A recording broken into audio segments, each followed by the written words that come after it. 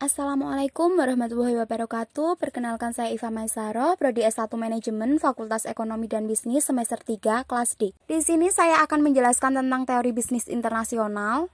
Langsung saja kita masuk ke materi yang akan saya jelaskan, yaitu teori HO. Teori modern bisnis internasional. Teori modern lebih dikenal dengan The Proportional Factor Theory, yang dikemukakan oleh Eli Heckers dan Bertil Ohlin. Teori HO, perbedaan opportunity cost antara satu negara dengan negara lain yang mengakibatkan perdagangan antar negara terjadi. Jika yang menentukan terjadinya perdagangan adalah faktor produksi, endomen faktor dari masing-masing negara, negara-negara yang memiliki faktor produksi yang relatif banyak dan murah dalam memproduksi suatu barang akan melakukan spesialisasi dan mengekspor barang tersebut. Dan sebaliknya, untuk negara-negara yang faktor produksinya langka dan mahal, contoh negara Cina yang memiliki banyak tenaga kerja, akan berkonsentrasi pada produk padat tenaga kerja. Sementara Belanda, dengan modal lebih banyak, akan memproduksi barang padat modal. Negara dengan lahan yang luas, Australia, akan mengekspor produk padat lahan, hasil pertanian, gandum, dan ternak. Sementara negara Indonesia akan mengekspor barang-barang yang padat tenaga kerja. Dalam analisisnya, teori HO menggunakan dua kurva, yaitu kurva isocost dan isoquen. Kurva isocost, kurva yang menggambarkan total biaya produksi yang sama.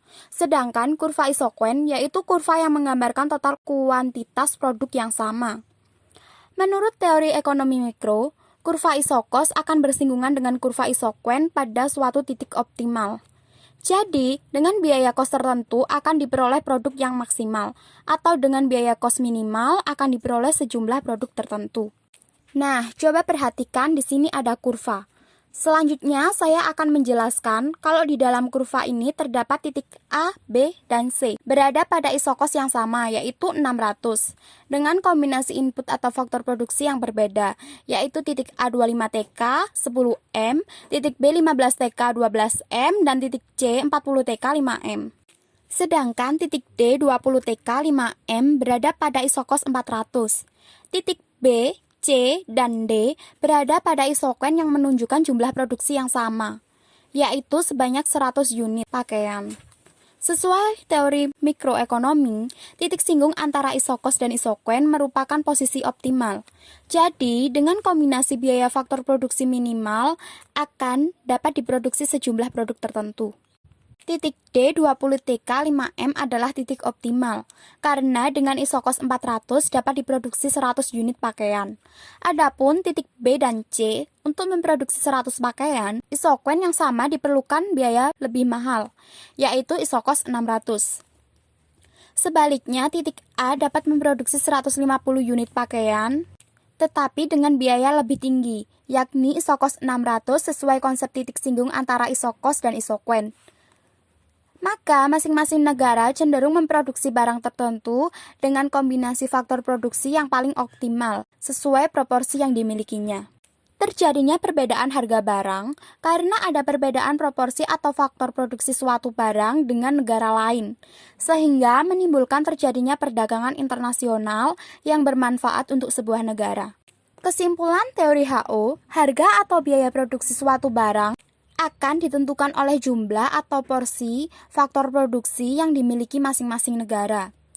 Keunggulan komparatif suatu barang yang dimiliki masing-masing negara akan ditentukan oleh struktur dan proporsi faktor produksi yang dimiliki. Masing-masing negara akan cenderung berspesialisasi dan ekspor pada faktor produksi yang relatif banyak dan murah.